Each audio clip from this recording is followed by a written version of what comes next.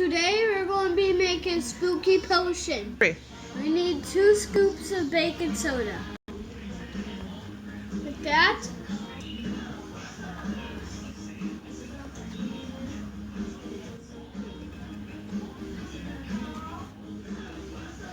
It.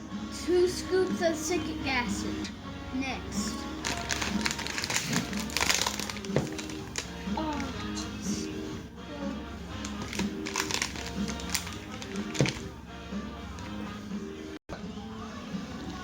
You need 1 scoop of juice crystal.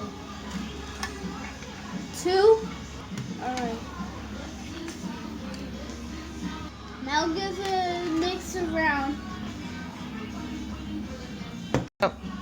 Next we need 1 scoop of dish soap. That gives it bubbles.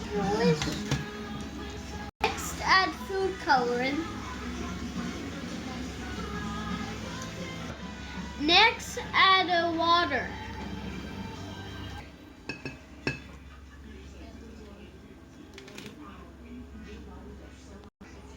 Whoa! Mom! Help!